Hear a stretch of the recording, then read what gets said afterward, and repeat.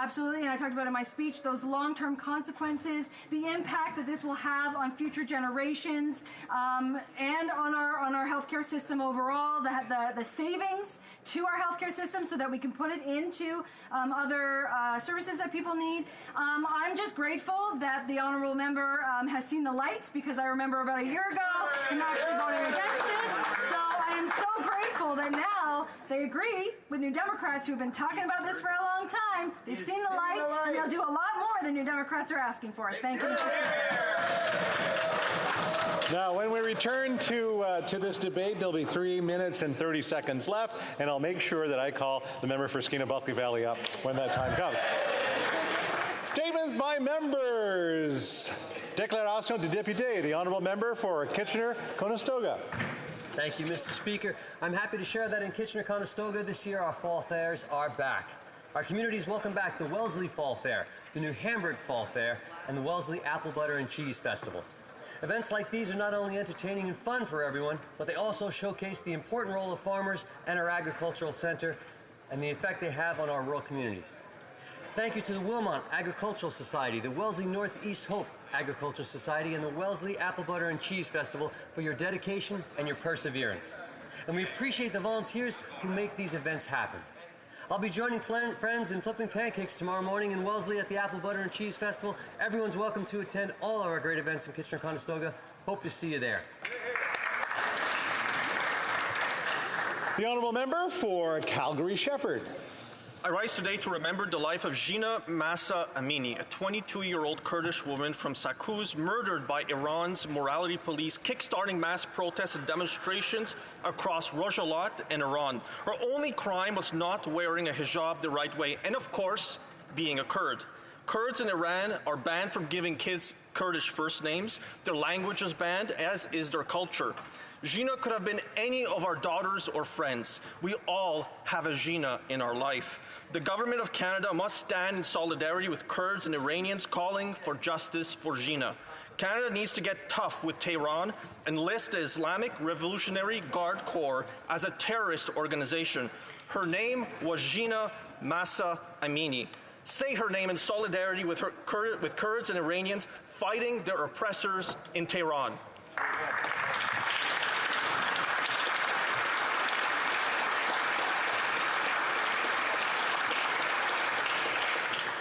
The honourable member for Canada-Carleton. Thank you, Mr. Speaker. This week is Gender Equality Week, a week to celebrate equal rights and equal opportunities for all Canadians. Despite historic progress, women and gender-diverse Canadians continue to face barriers for their success and inclusion. From introducing equal pay legislation to building a national early learning and childcare system, and implementing Canada's first ever 2S LGBTQI+ action plan, we're working to create a more inclusive society for all. As we celebrate the contributions made to advance gender equality this week, we must continue to work year-round, both at home and abroad. This has become even more evident with the recent events in Iran and the death of Mahsa Amini. Our government stands in solidarity with Iranians and women around the world who are rightfully denouncing the death of Mahsa and exercising their right to peacefully protest. Thank you, Mr. Speaker. The honourable member for Skeena-Bulkley Valley. Mr. Speaker, the Grammy Award for Best Latin Pop Album of 2022 didn't go to an artist from New York or Los Angeles. It didn't go to an album on a big corporate label like EMI or Sony. No, this year's Grammy for Best Latin Pop Album went to none other than the great Canadian recording artist Alex Cuba, the pride of Smithers, British Columbia. Alex recorded his winning album in his home studio in Smithers during the pandemic on a label that he and his wife Sarah founded. Of course, all of us Smithereens were bursting with pride, and last week, over 1,000 of us joined on Main Street for a tribute concert to celebrate Alex's success. Alex Cuba's music is a gift to Canada and indeed the world. I hope all of my colleagues will join me in congratulating Alex Cuba on his Grammy win. Te felicito, mi amigo.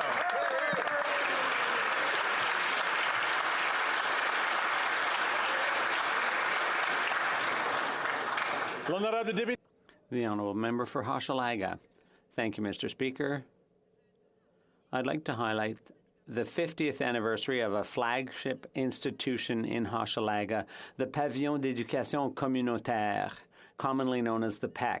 Since 1972, the PEC has been a public education centre that helps neighbourhood residents learn and do something about their living conditions.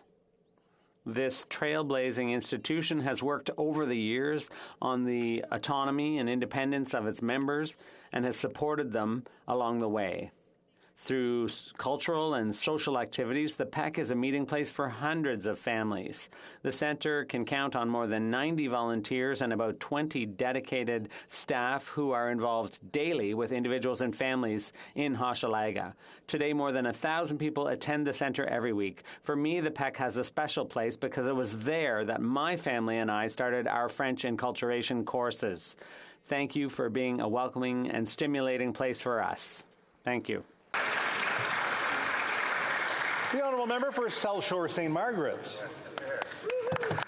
It's with deep sadness that I rise to pay tribute to Corey Mood from my riding, who passed away suddenly this summer, just 23 days after his wonderful mother Kay's passing. Corey Mood was a stalwart in the Nova Scotia seafood industry. Corey ran one of our most important businesses, Mood Fisheries, selling lobster, halibut, swordfish, haddock, and tuna throughout North America and Asia. He grew a small family business into a powerhouse. Fishermen and friends knew that Corey's word was gold, his support unconditional. He did business on a handshake. Life was a remarkable adventure for Corey. Corey was a gentle giant, showing kindness and support to everyone he met. He loved hunting, hockey, and the Red Sox. Corey's loss is most felt by his wife Wanda, daughter Natasha, father James, and siblings Debbie, Almond, Andrea, and Dougie. From Barrington to Brussels and Beijing, from Boston to Briar Island, his friends cherish the memories of Corey and mourn his loss. The legacy of Corey Mood is a blessing for our community. Yeah.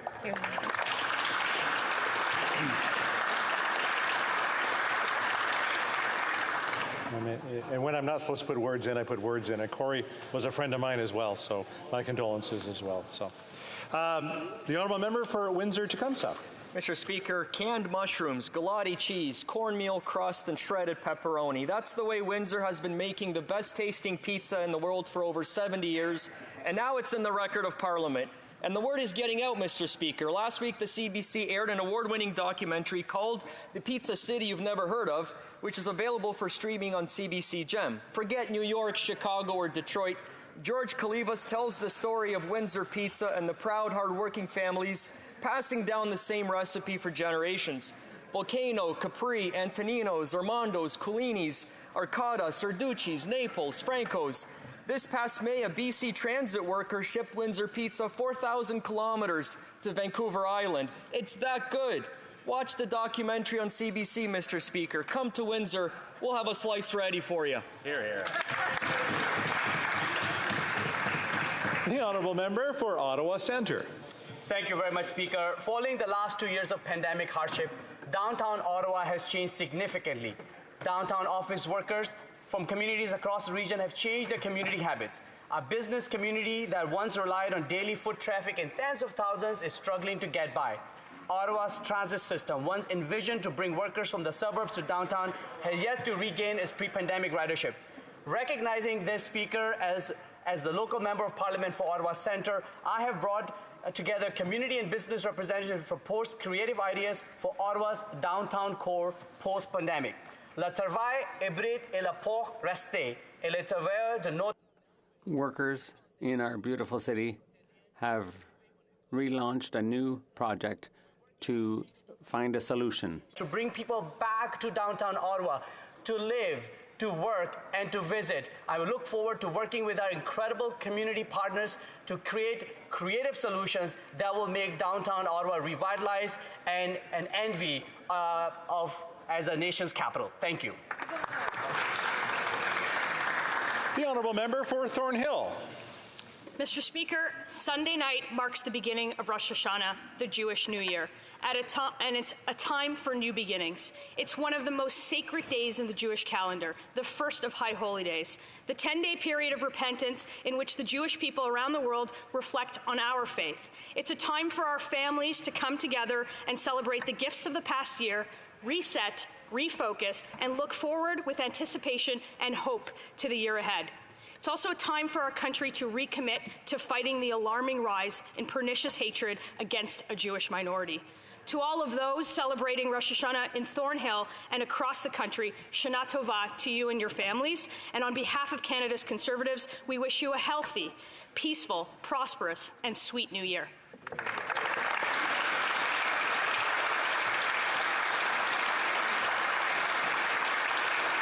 The Honourable Member for York Centre. Thank you, Mr. Speaker. Sunday evening at sundown will mark Rosh Hashanah, the Jewish New Year. It's a time of celebration and renewal as families and loved ones come together around the world to rejoice in the year ahead. On Rosh Hashanah, we're asked as a community to prepare to build a new year. The 10 days leading to Yom Kippur allow us to reflect on how we'll instill the coming year with life, goodness, and to fashion a new and different year with kindness and compassion. A year that allows us to stand up for one another and to protect those who are most vulnerable among us. As we start this new season in Parliament, the spirit of Rosh Hashanah is one we can all reflect on as members of the House to shape a year and a country that looks out for all Canadians. From myself and my family to our community in York Centre and Jewish families from coast to coast to coast, Shana Tova u'Metuka, a sweet year to all.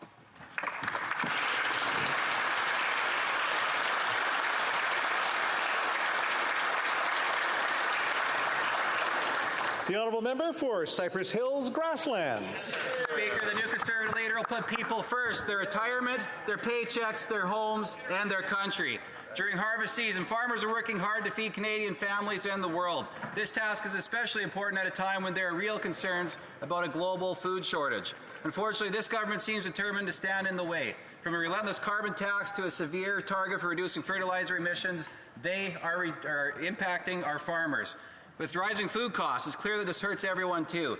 Another new industry report shows how the Liberals will once again fail to deliver because their fertilizer target is too unrealistic. So will the Liberals restrict fertilizer use after all, like other countries around the world are trying to do? When I've raised the issue many times in the House, they stop short from ruling it out. Yet they also can't explain what else they're going to do. As one of Saskatchewan's producers said this week, we need to feed the world. And another one said that their biggest threat to their operation is government policy. Mr. Speaker, the government needs to leave farmers alone and just let them do their job.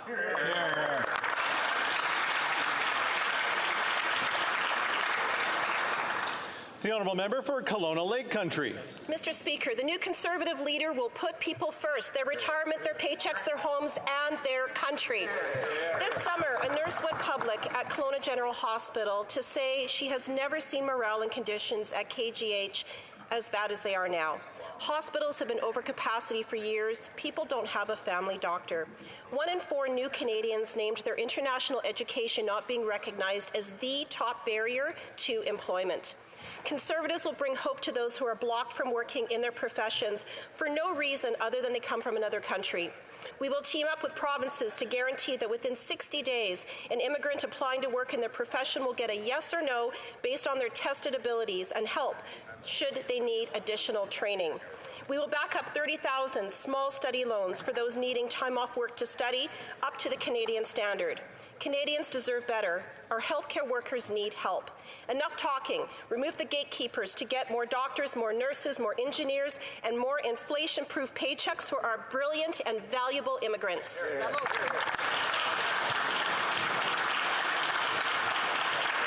L'Honorable Deputy de Nickel Belt. The Honourable Member for Nickel Belt. Mr. Speaker, on September 25th, the people of Nickel Belt, Greater Sudbury, will celebrate Franco-Ontarian Day. This day is very important as it gives us the opportunity to celebrate and be proud of our Franco-Ontarian identity. Also, in 1975, the Franco-Ontarian flag was flown for the first time on the University of Sudbury campus. To mark this event, many students, parents, and staff from various school boards will participate in activities to highlight the importance of this day and to pay tribute to the vitality of Franco-Ontarian culture. This is something we're all very proud of. For example, at Alliance Saint-Joseph School in Chelmsford and Hamner High School. As Parliamentary Secretary to the Minister for Official Languages, I thank the many volunteers who develop community activities, support culture, and promote Francophone culture. Through Bill C-13, our government is working to strengthen official language minority communities. Merci, thank you, miigwech. Excellent. The Honourable Member for Nanaimo, Ladysmith. Mr. Speaker, it has become almost impossible for many in my riding to keep up with rising costs. Right now in Nanaimo Ladysmith, the demand for urgent assistance for seniors at risk of homelessness is increasing at an alarming rate. The SHINE program at the Nanaimo Family Life Association sees approximately 5 referrals for seniors who are homeless or at immediate risk. This is per week. These referrals are only a glimpse into the hardships. Stigmatization, blame, and barriers make it difficult to access help. Seniors contribute to our communities in endless ways. But instead of being treated with the respect they deserve, seniors are being left without the most basic necessities like a place to call home. When will the Liberals stop propping up wealthy investors and CEOs who treat housing as a commodity? Housing is a basic human right and needs to be treated as such. Seniors deserve better. Sure do. Here. L'honorable député de Drummond. The Honourable Member for Drummond. Mr. Speaker, I must interrupt the business of the day quickly because tomorrow, September 24th, is Dodo's birthday. Yes, Mr. Speaker, Dominique Michel is turning 90 tomorrow. This is the time to tell our national Dodo that we love her and miss her. We spent a lot of time with Dominique Michel, from songs to Moi et l'autre, from Denis Arcand's films to her last bye-bye, and then her last bye-bye, and then her last bye-bye. It's simple. Dodo is an honorary member of all families in Quebec. Mr. Speaker, you won't often see the Bloc Québécois plugging TV shows in this House, but all Quebecers have a rare opportunity to celebrate with Dominique Michel tomorrow. She'll be the guest of honor on En Direct de l'Univers. I bet there'll be a heck of a lot of us inviting ourselves to her party this year. On behalf of the Bloc and all Quebecers, happy birthday, Dodo. We thank you for your work. We wish you a good health and a great retirement, even though we do miss you. Happy 90th, Dominique Michel. The Honourable Member for Sturgeon River Parkland. Mr. Speaker, the new Conservative leader will put people first, their retirement, their paychecks, their homes, and their country. We need to restore the hope of home ownership in this country. Right now, young people and newcomers can't get a home because local government gatekeepers block housing with heavy fees and long delays for building permits, leaving us with the fewest houses per capita of any country in the G7, even though we have the most land to build on. A Conservative government will require big cities that want federal infrastructure dollars to speed up and lower the cost of permits and to approve affordable housing near all new transit stations so that our young people don't even need to afford to buy a car. We will also sell off 15% of underutilized 37,000 federal buildings to turn them into affordable housing and use the proceeds of the sales to reduce our deficit. In other words, stop printing money, start building homes for our people. Right. The Honourable Member for Willowdale. For the last week, Iran has descended into mourning following the death of Mahsa Amini, an innocent 22-year-old murdered while she was detained by the Iranian morality police for simply not having displayed a proper head covering. Since her death, thousands upon thousands have taken to the streets in over 25 cities scattered throughout Iran. They are demanding that women not be discriminated and harassed, and for the fundamental rights of all citizens to be respected. In each instance, they have faced the iron fist of the Iranian government. Far too many protesters have been beaten, and scores more have lost their lives. And now, the Iranian government has throttled social media so they can commit more unconscionable atrocities. That's why Iranian Canadians across our country are heartbroken. And having spoken to many of them, I can tell you that given that the memory of PS 752 is fresh in their memories, and they are now being watching the savagery that is unfolding in Iran, that they want action, and they want that action now to demonstrate we're holding the government of Iran to account. Thank you, Mr. Speaker.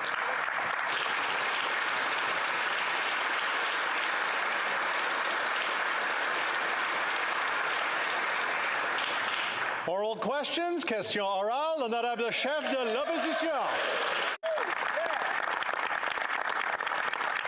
Merci.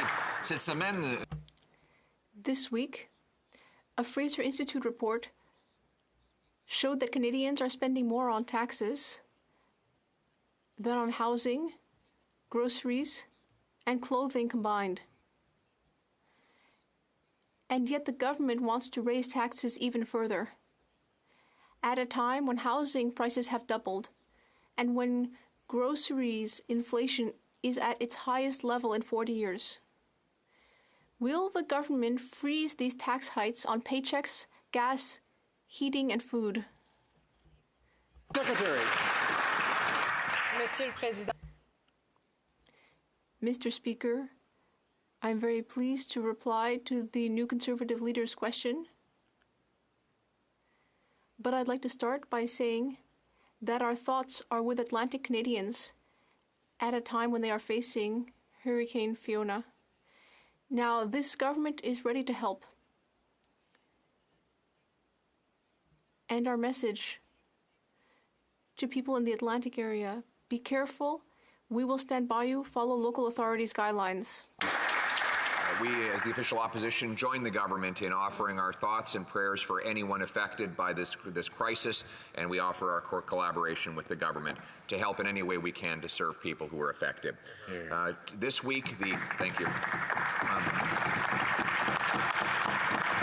This week, the Fraser Institute published a report showing Canadians are spending more on taxes than on food, clothing, and shelter combined. Now, with 40-year highs in inflation, house prices having doubled, Canadians cannot afford to pay any more. Will the government cancel its planned tax increases on paychecks, gas, heat, and groceries? The Honourable Parliamentary Secretary. Mr. Speaker, our hearts are with Atlantic Canadians today as Hurricane Fiona is about to make landfall.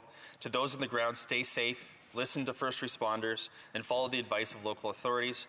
I think I speak for all members of this House when I say our government will be here to support you with whatever resources or assistance that you require. Right on. The Honourable Leader of the Official Opposition.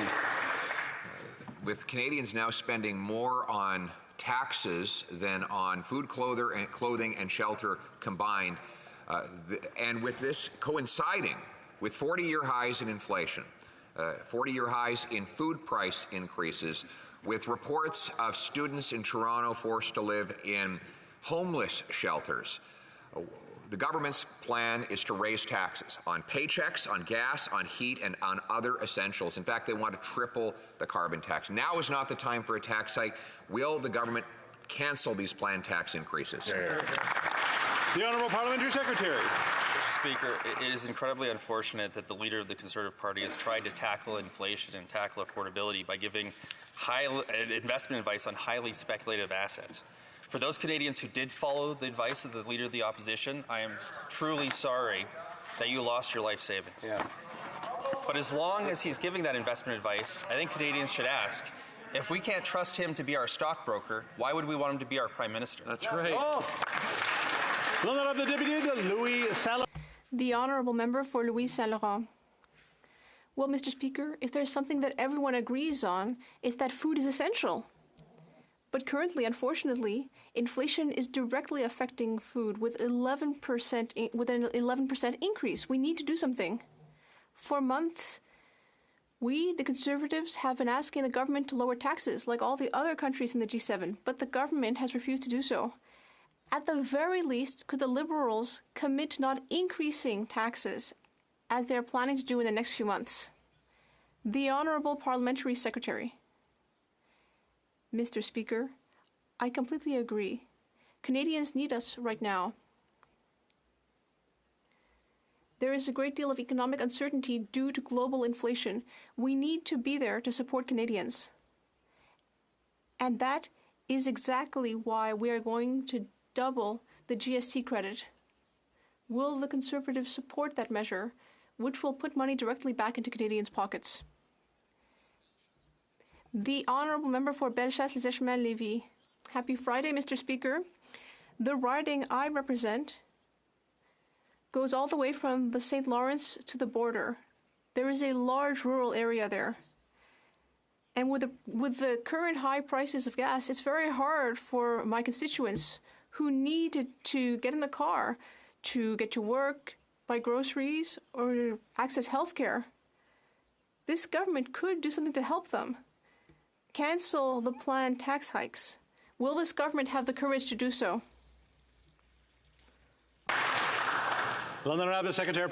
The Honourable Parliamentary Secretary. Mr. Speaker, thank you very much. Yesterday, we learned from the new Deputy Conservative leader that their party would be supporting our GST tax credit. And yet another day, another flip-flop from the Conservatives. The member for Grenville Thousand Islands, Rideau Lake, said that he might support that measure.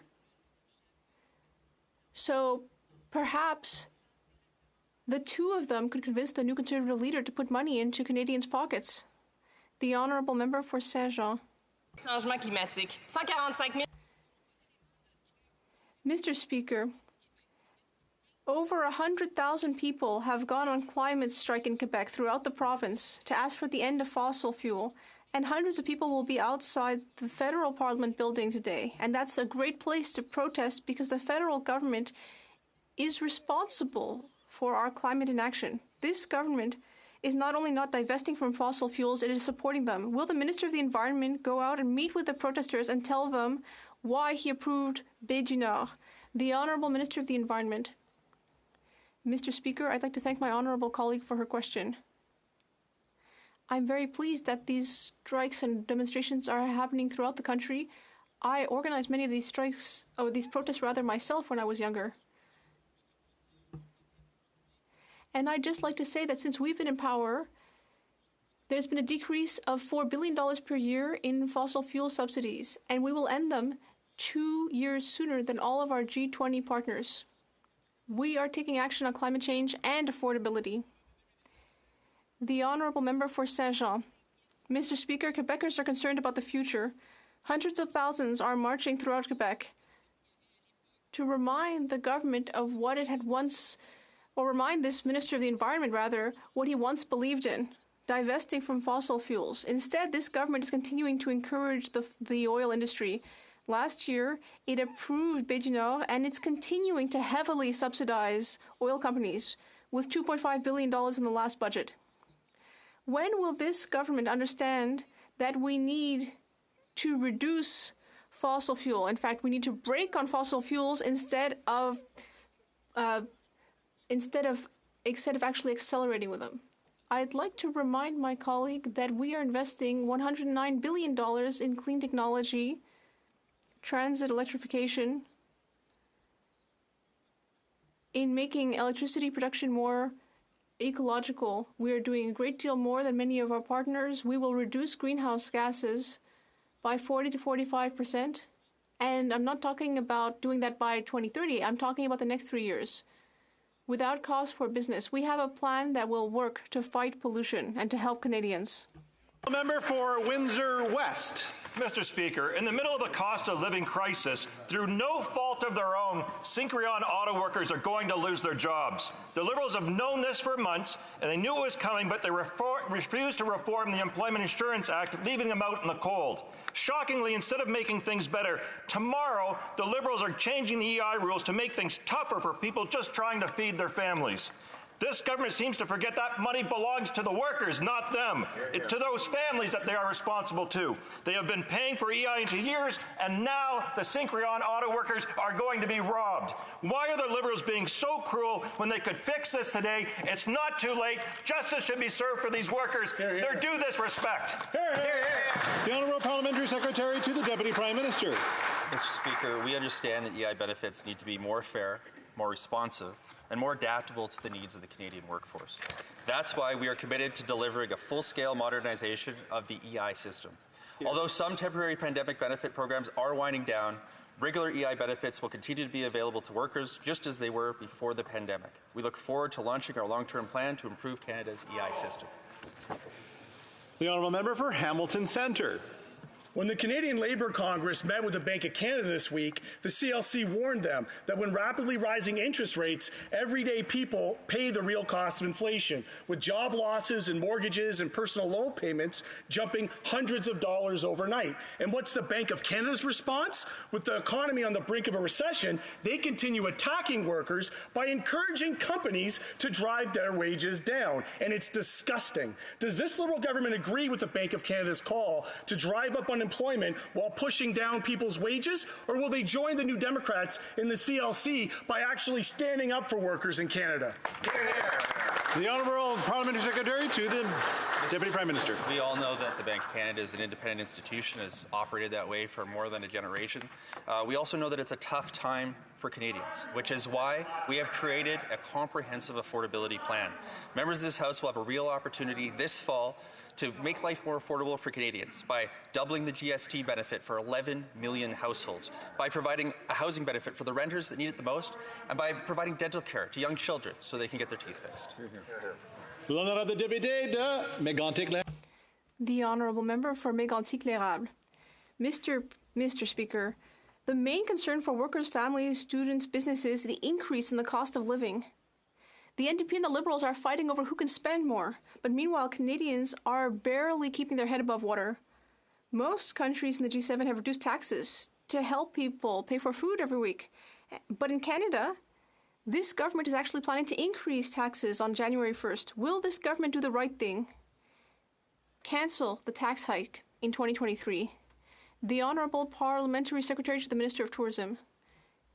Thank you very much, Mr. Speaker. On this side of the House, we have brought forward a plan to help Canadians face the cost of living increase. We will be doubling the GST tax credit. We will be putting money back in the pockets of Canadians who are having trouble paying for housing. We will be paying for children's dental care.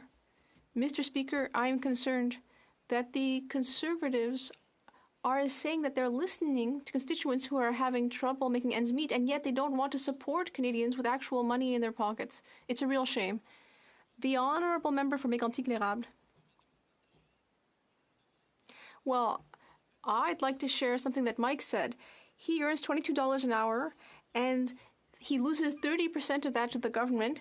And he wrote to me, I have trouble buying food, and my local food bank has given me the sense that it's not okay to ask for their help. That's the kind of reality people are facing today, with food prices skyrocketing. Instead of worsening the situation and taking even more money away from Mike's paycheck, will this government cancel its planned tax hike? The Honourable Parliamentary Secretary. Thank you very much, Mr. Speaker. I feel for Mike, my honourable colleague's constituent, and I'd like to reassure him that he will be able to have a decent retirement. We are ensuring that our seniors will have a good retirement, as well as all Canadians.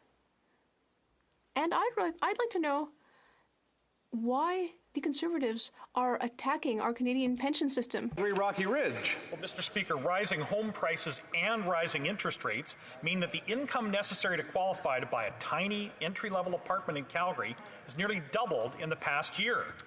Young Canadians across Canada are giving up on home ownership, and they can't afford ever-increasing rents.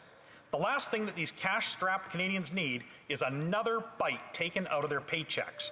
Will the government cancel their planned tax increases on paychecks? Hear, hear. L'honorable Secrétaire parlementaire au logement. Monsieur le Président, sur une chose. Mr. Speaker, if there's something that I agree with my colleague on, it's that people throughout the country are having trouble buying a house.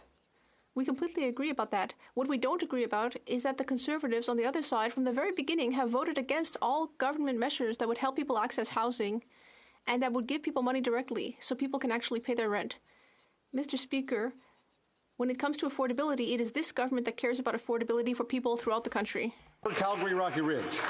this government, the price of taxes has become 43% of all that they pay, and that's happened under this government. Yeah. Mr. Speaker, the price of everything is going up, and this government is making things worse by raising the carbon tax on top of increasing the payroll tax. All these tax increases make life less affordable for Canadians who can't afford higher costs with smaller paychecks. At the very least, will this government commit today to stop making things worse and cancel these planned tax increases? The Honourable Minister of Environment and Climate Change. Thank you very much, Mr. Speaker. Our plan is designed so that the majority of households in Canada receive more from the climate action incentive payments than they pay. At the time where Canadians need more money, Mr. Speaker, and as we need to fight climate change, the Leader of the Opposition talked about a crisis earlier on. We're giving families in Ontario $745, $830 in Manitoba, $1,100 in Saskatchewan, and almost $1,100 in Alberta. The Conservative Party would want to take this money away from Canadians, Mr. Speaker. The Honourable Member for Hastings, Lennox and Addington. The PBO knows this is not true. Families and small businesses in Hastings, Lennox, and Addington have been decimated by the continual rising cost of living. The Main Street businesses that drive our economy are shuttering, and the farmers that feed our cities are taking on massive losses with no end in sight. What's the government's plan? Take more of their hard-earned money? Canadians shouldn't have to be bailing out this government's poor economic planning. Mr. Speaker, will this government show empathy for struggling working-class Canadians and commit to cancelling this callous paycheck tax hike? The Honourable Parliamentary Secretary to the Deputy Prime Minister. Mr. Speaker, we are working hard to strengthen the Canadian pension plan. The Conservatives are trying to argue that we can make life more affordable by rating the pension benefits of seniors in the future. It's basically the same playbook they used when they tried to raise the retirement age from 65 to 67. Why the opposition wants to deprive Canadians of their retirement security when they need it the most, it's beyond me, but I can tell you it's very troubling public policy. The Honourable Member for Hastings, Lennox and Addington. These government announcements are nothing more than poorly coordinated maneuvering of the apostles, and our farmers, tradespeople, working seniors and single parents are left in the lurch. Drawing blood from a stone has never been wise economic policy before our historic inflation, and it certainly isn't now. Canada is a G7 nation. Surely, after 7 years in government, this cabinet could find substantive ways to combat inflation that doesn't include taxing hard-working Canadians. Will this government cancel its planned paycheck tax increase? Yes or no? The Honourable Parliamentary Secretary. Mr. Speaker, the Conservatives are not friends of the Canadian taxpayer. When they were in government, they raised taxes on Canadians more than 50 times, Mr. Speaker. That's 5-0. When we lowered taxes for the middle class twice, they voted against it. When we lowered taxes for small businesses, they voted against it. They can say whatever they want about lowering taxes, Mr. Speaker, but their actions speak louder than their words. The Honourable Member for Manicouagan. Mr. Speaker, less than 2 days left. On Sunday, the temporary EI measures will end. If the federal government doesn't do something, we'll be back in the black hole on Sunday. Back into a nightmare for seasonal workers throughout the country, but especially in eastern Quebec.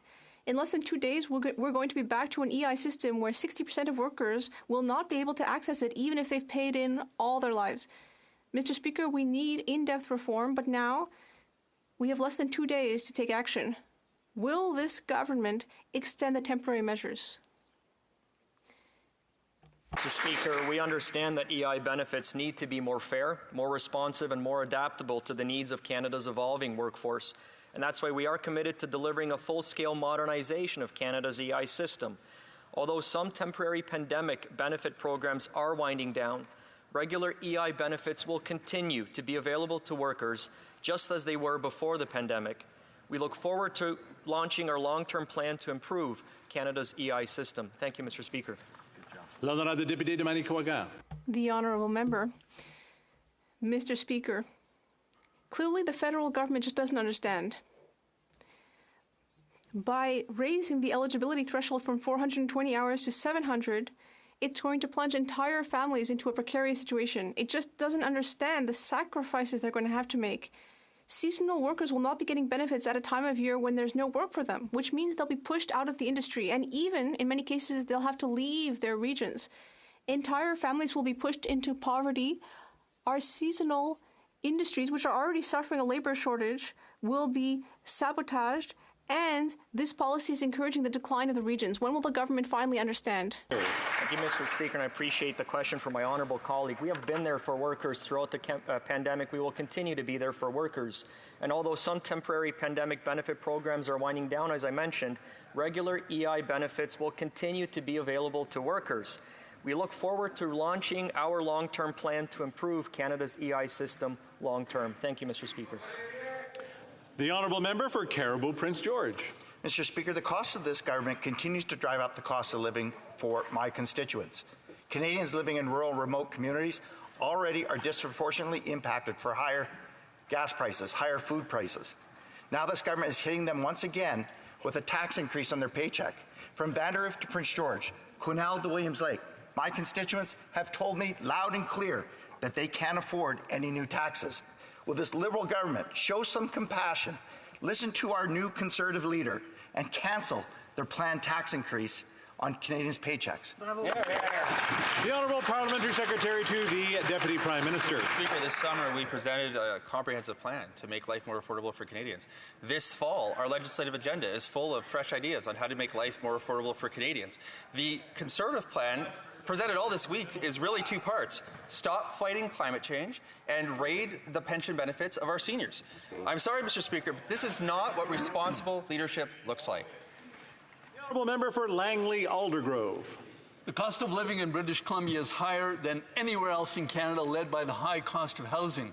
Gasoline is close to $2 a litre and going higher still, with this government's plan to triple the carbon tax. And adding to all of this inflationary pressure, this government is now planning an increase in payroll taxes. This is the last thing hardworking Canadians need. Will this government commit to cancelling their plans to increase paycheck taxes? The Honourable Parliamentary Secretary. Mr. Speaker, I note that the honourable member is from my home province of British Columbia, where we've actually had a price on pollution since 2008. In fact, we've had that price on pollution while having the fastest growing economy in the entire country. In fact, if the Conservatives get their way and cancel our fight against climate change, in British Columbia, it will mean a savings of exactly $0.00. It's important that the Canadians hear the facts, Mr. Speaker. The honourable member for Yellowhead. Mr. Speaker, Roy, a senior who lives close to Drayton Valley, is worried about the high cost of living. He told me it's difficult for him to have $1 left at the end of the month. Increases for gas, groceries, and even his prescriptions went up. Roy is now wondering how he will heat his home this winter. Mr. Speaker, will this Liberal government cancel their planned tax increases on gas, home heating, and groceries, and help not only Roy, but all Canadians already? The Honourable Minister of Seniors. Mr. Speaker, we recognize the challenges that seniors are facing, and our government has been there for them. And now to help seniors who are struggling, Mr. Speaker, we're doubling the GST tax credit. That means seniors will receive $700 back in their pockets. Nearly 2 million low-income renters who are struggling with their rent, Mr. Speaker, will receive $500. We also increased the old age security for seniors age 75 by 10%. Mr. Speaker, for seniors, for a full pensioner, that means $800 in their pocket. Mr. Speaker, while the Conservatives oppose every affordability measure, we will remain focused on delivering for seniors. Thank you. The honourable member for Souris Moose Mountain. Mr. Speaker, Saskatchewanians are suffering from this government's lack of action on inflation and skyrocketing cost of living. Winter is on its way, and with temperatures ranging between -10 and -30, we have no choice but to heat our homes. Food prices are increasing by 10% since last year, and the carbon tax will be tripling. Yet the government rebates don't even come close to covering those increased costs. Will the government stop hurting Canadians and cancel their planned tax hikes on gas, heating, and groceries? The Honourable Minister of Environment and Climate Change. Thank you, Mr. Speaker. Carbon pricing is widely recognized by nearly everyone, including in this House, except the Conservative Party, as the most economically efficient way to reduce emission while driving clean innovation and creating jobs.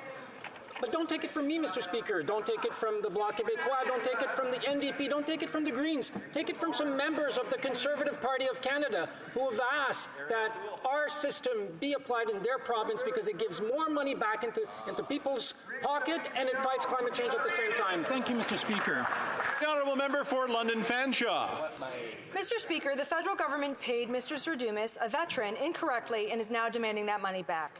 Not only is Veterans Affairs Canada trying to make Mr. Zerdumis pay for their mistake, they're putting the onus on him to navigate the bureaucracy of CRA. When he reached out for help from VAC, they wouldn't even return his calls. Will the minister apologize and take steps to ensure that this never happens again? Hear, hear.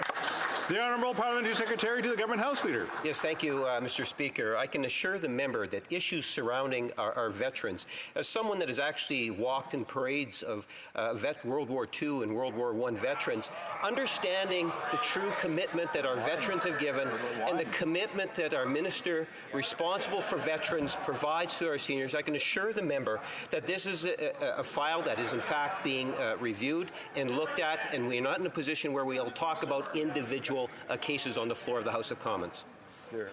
The Honourable Member for Nunavut. It is clear Nunavut communities are the last priority for this federal government, as they tell me they struggle to access Service Canada.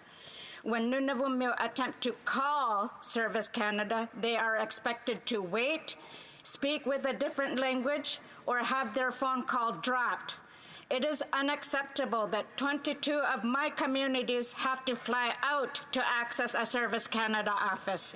When will this federal government finally ensure Nunavut communities have any access to basic services they deserve?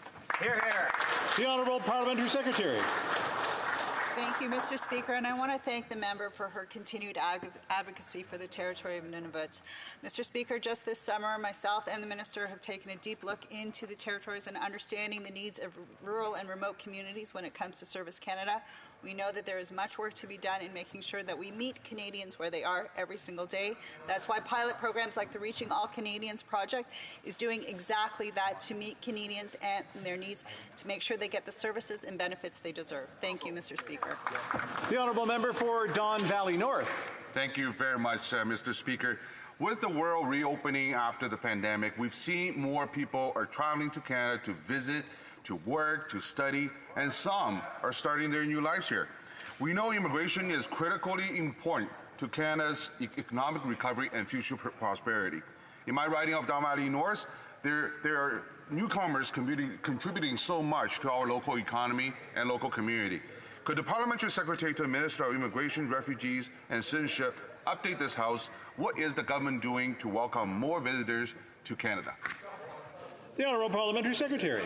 Thank you. I want to say thank you to the member from Don Valley North for the question. And Mr. Speaker, we are making every effort to reduce wait times and return to service standards. We've hired 600 staff this year, but we know that more needs to be done. And that's why we're adding 650 more staff. We're making progress. We've processed 394,000 work permits between January and August of this year, more than doubling the number processed the same period last year. Mr. Speaker, modernizing our immigration system is more than about putting things online. It's about putting the people at the heart of everything we do.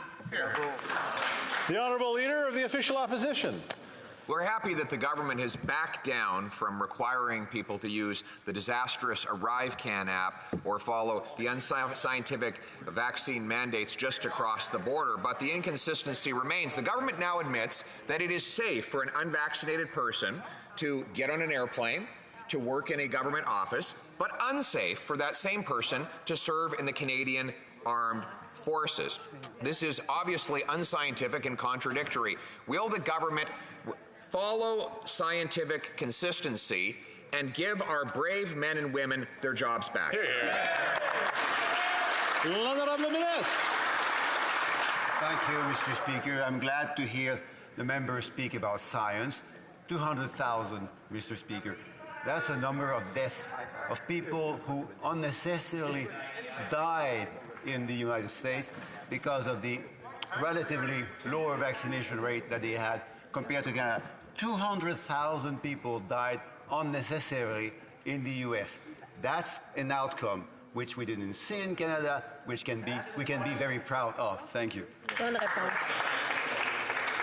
The Honourable Member for Niagara Falls. Mr. Speaker, because of this government's actions, the workers in my riding have been left suffering with an affordability crisis. If 3 years of COVID were not bad enough, Liberal policies have only added to their pain. From the disastrous Arrive Can app driving down tourism visits to new taxes and higher spending, driving up inflation. The hardworking residents of Niagara are now earning less when they deserve so much more. When will this government finally realize the error of its ways and end their planned tax increases on Canadians' hard-earned paychecks?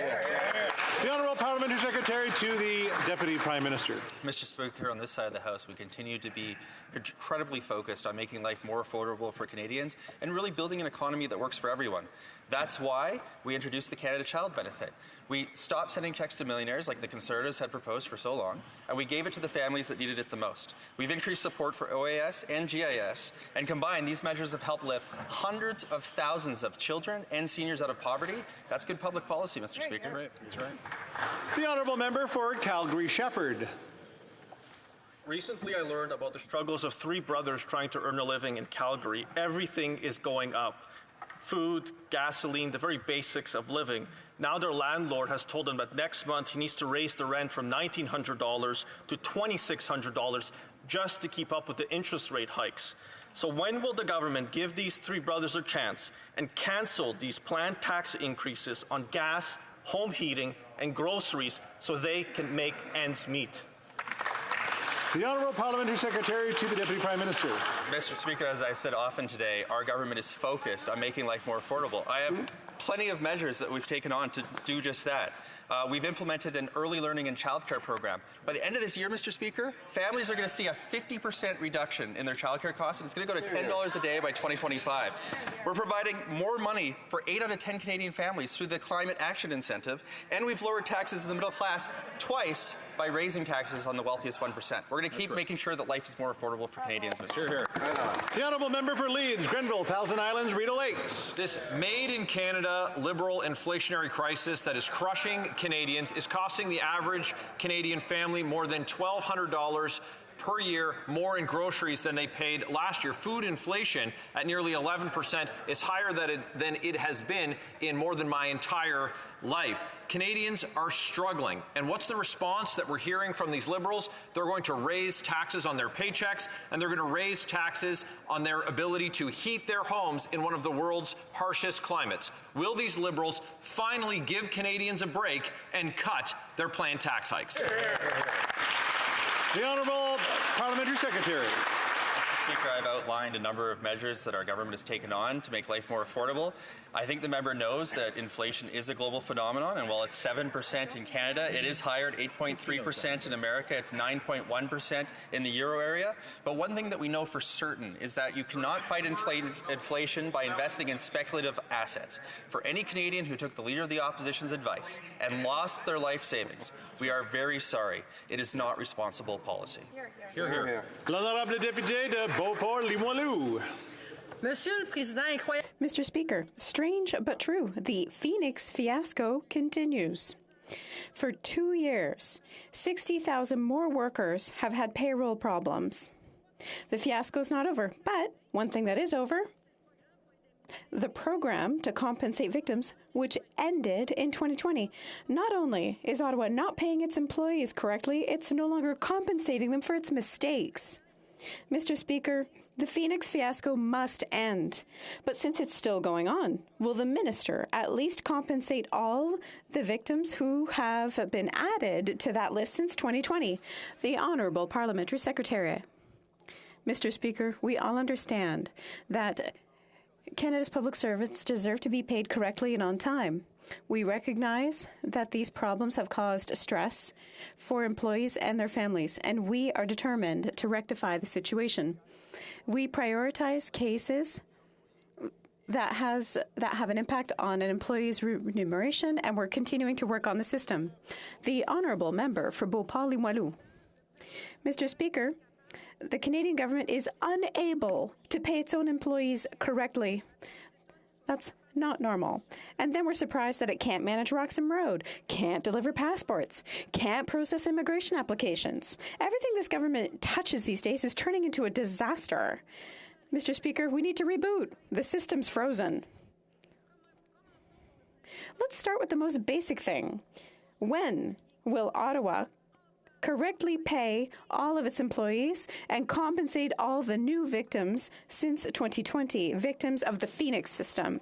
The Honourable Parliamentary Secretary. Mr. Speaker, employees deserve to be paid on time and correctly. We have a team that's working 24/7 on Phoenix, and they're going to reestablish order. We also have plans to set up a next-gen system that will improve the existing system. But all I can say right now is that we're aware of it and we are working on it. The Honourable Member for Red Deer Lacombe. Mr. Speaker, we know this Prime Minister is out of touch. Recent records show that he spent $12,000 in a single month for groceries, so how could he possibly know what ordinary Canadians are facing? With taxes up and consumer confidence down, Canadians know that making ends meet is almost impossible. Not only are Canadians cutting back on groceries, they worry about heating their homes this winter, that is, if they can afford a house in the first place. So, do the Bohemians across the way know that theirs is a rhapsody of tax misery? And will they cut their planned tax increases on gas, home heating, and groceries? The Honourable Minister of Environment and Climate Change. Thank you very much, Mr. Speaker. Just 2 weeks ago, I announced a program, a $250 million program to help tens of thousands of Canadians to get off home heating oil, get access to cheaper, cleaner electricity to heat their homes and use in their houses. This is yet another example of how we can tackle the crisis of climate change and help Canadians with affordability. Unfortunately, on these two fronts, the Conservatives have nothing to offer Canadians. Thank you, Mr. Speaker. The Honourable Member for Battle River Crowfoot. Once again, an out-of-touch answer. Mr. Speaker, according to a recent survey of my constituents, 94% of families are feeling the pain associated with increases to the carbon tax. Food prices are at 40-year highs, and these Liberals are making the problem worse by tripling the carbon tax, a policy that increases costs for farmers, the entire supply chain, and ultimately drives up the price of food. Basic economics. My question is simple. Will the Liberals abandon their massive planned tax hikes on farmers and all Canadians? The Honourable Minister of Environment. Mr. Speaker, let's talk carbon pricing for a second. In 2007, the Harper government proposed a $15 carbon tax. In 2008, the same government pledged to introduce a cap-and-trade system. But in 2011, they were no longer pursuing any of these systems. Yet, last year, the government, the opposition proposed in the election campaign that they supported carbon pricing again. Mr. Speaker, Canadians want real, serious climate actions and to ensure a healthier environment and a cleaner economy, not some conservative flip-flop, Mr. Speaker. Thank you. Honorable député de Portneuf-Jacques-Cartier. Mr. Speaker, Canadians are affected by inflation every single day. Heating costs more. Housing costs more. Groceries cost more. And the government is trying to play games with us by taking $1 with one hand and taking $2 with the other. This is causing deficits in family budgets. Canada is the only G7 country that has not lowered taxes. Will this government listen to reason? Will this government cancel tax increases? The Honourable Parliamentary Secretary. Thank you very much, Mr. Speaker. We are facing a global economic context that it is very difficult. We know that Canadians are having trouble making ends meet. However, the Canadian economy is very resilient. My colleague referred to our position relative to G7 countries. We must remind everyone that Canada has the lowest deficit among G7 countries while having the strongest economic growth among those countries. We know how to manage the economy on this side of the House, and we will continue to support Canadians who need it most while remaining fiscally responsible. The Honourable Member for Sudbury. Mr. Speaker, today, all throughout Canada and the world, young people are in the streets demanding climate justice.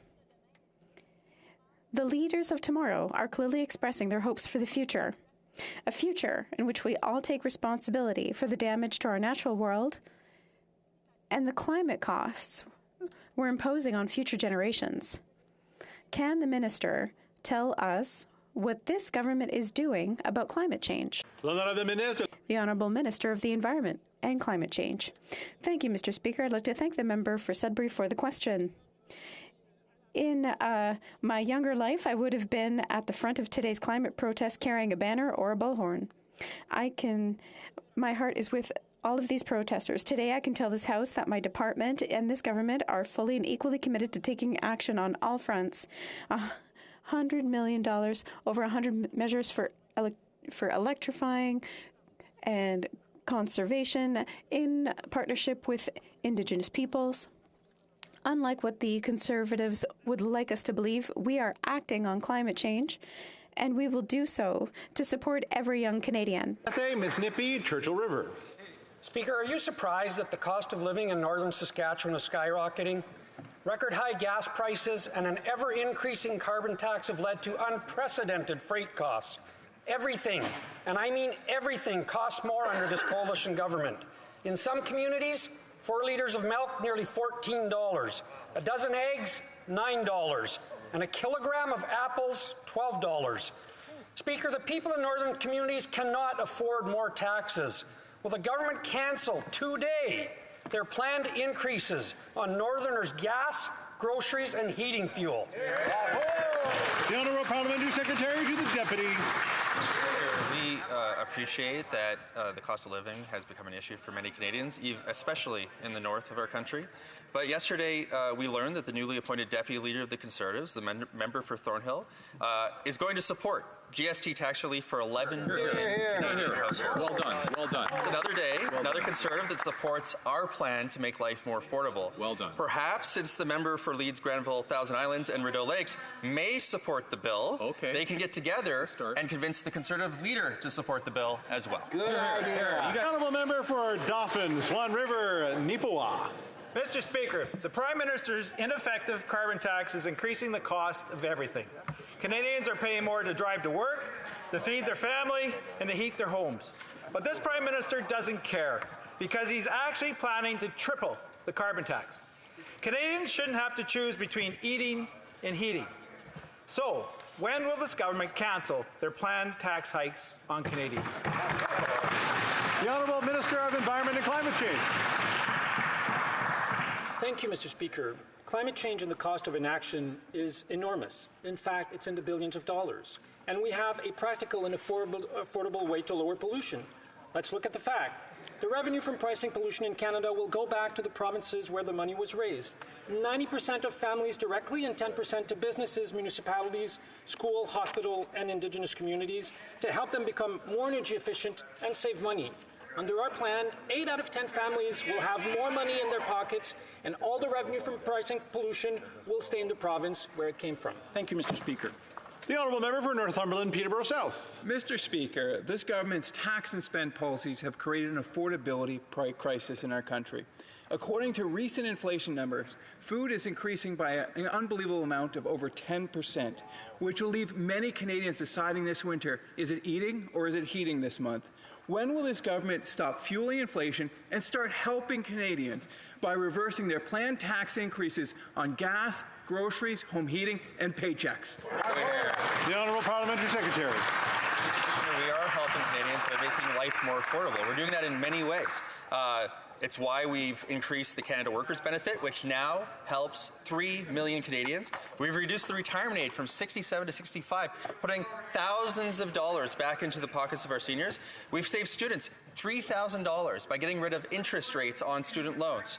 We'll continue to build an economy that works for everyone, and I look forward to working with that member to do the same. The Honourable Member for Whitby.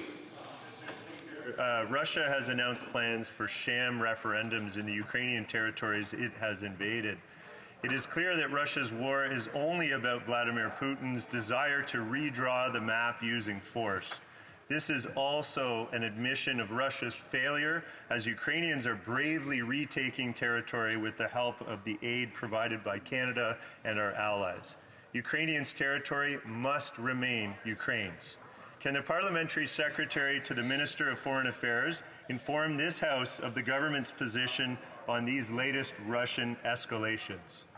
The Honourable Parliamentary Secretary to the Minister of Foreign Affairs. Thank you, Mr. Speaker. And I want to thank my colleague from Whitby for his question and also for his, like every member of this House, continued support and commitment to the people of Ukraine. Canada strongly condemns the sham so-called referendums that Russia has planned in the occupied regions of Ukraine. They're completely illegitimate. Canada will never recognize them, and we're urging other countries to join with us in rejecting Russia's attempts to steal Ukrainian territory through deceit, violence, and terror. Canada has always stood with Ukraine. This House has always stood with Ukraine. We will continue to do that and do it well and passionately. The Honourable Member for Courtenay Alberni. Mr. Speaker, every day 10 Canadians die by suicide and 21 more to overdose. Canada was already facing a mental health crisis. Now, with rising costs, everyday Canadians can't afford to pay out of pocket for the help they need. Waitlists for public services are months or years long. The Liberals promised to spend $4.5 billion over 5 years to expand mental health services. Yet this funding wasn't even in this year's budget.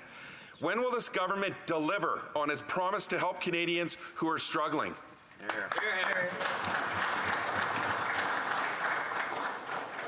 The Honourable Parliamentary Secretary. Merci, Monsieur le Président. Je remercie mon collègue. Thank you, Mr. Speaker, and I'd like to thank my colleague for his question. Yesterday, I was pleased to be able to answer in more detail during the Late Show debate. We fully understand that the current crisis is complex and it's important to act. That's why we remain committed to investing $4.5 billion over 5 years, namely through the new transfer. This is in addition to historic investments we've made up until now in mental health. The Honourable Member for Spadina Fort York. Mr. Speaker, in 2021, the Liberals campaigned on the promise to eliminate interest on Canada's student loans. Today, the government is poised to increase interest rates in April, adding an average of $600 to student loan payments.